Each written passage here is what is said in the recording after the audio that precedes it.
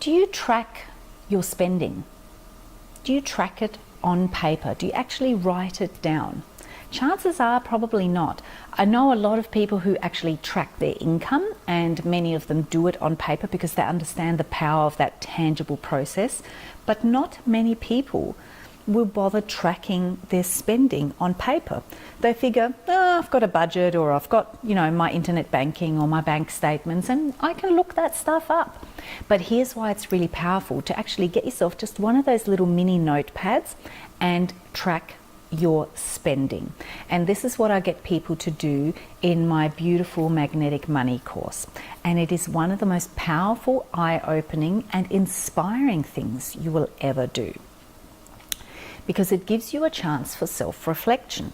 So as you start writing down, and I'm talking every single cent, so if you buy a cup of coffee, you write it down. If you buy some chewing gum at the airport, you write it down. You write it all into your little pocket notepad.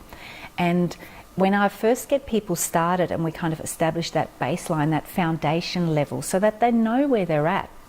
Because if you don't know where you are, how can you know what you want to create? If you don't know where your starting point is, how can you set course for where you want to go? So we need to do that first.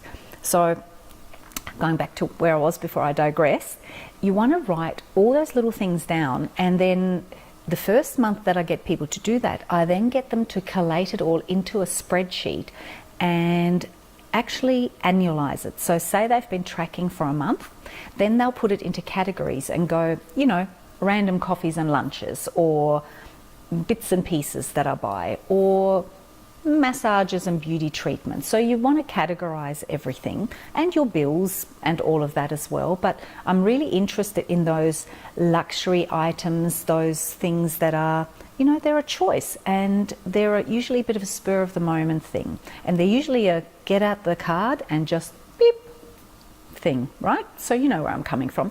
But when you actually then track it for a month and project it for a year, you can then make some really empowering choices.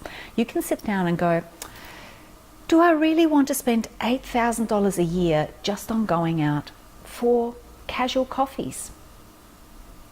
Or would I rather use that $8,000 a year and go on a holiday, or pay off a credit card, or get some coaching? There's a lot of things you can do with that money. And the thing is, yes, you still want to go out for some coffees and have some fun and enjoy yourself. But when you make some empowering decisions like that, and you say, okay, well, how about I just spend a third of that? And then I will decide how much that is per week, and I'll put that in cash in my wallet. And that's my fun money for the week. And I feel great about that. And I know that when I've spent it all, well, then I won't be going out for a coffee, and it won't be the end of the world, and my life will still continue. But I'll know that I have just freed up all this other money, and I can do something that really excites me with that. And that is where your true power lies, when you make empowering choices. So you can absolutely be frugal and miserly and make it a fun game. And I love that. I love op shopping. I love finding things on sale. I love shopping around for bargains, because I know that every dollar I save is another dollar I have available to do something with that I really value a lot more than, you know, maybe buying another pair of shoes or going for yet another lunch or another coffee. And those things are important, but it's easy to let them get out of control, and then you have nothing left for the things that truly matter and that are important. And if you have debt, that's extra important. So it's all about allowing you to make choices. And you know what the other really beautiful thing is? The moment I give people that little pocket notepad to write everything down, they actually self-regulate. They literally go, oh, I could stop for a coffee, but then I have to write it down in my notepad, and I don't really need it.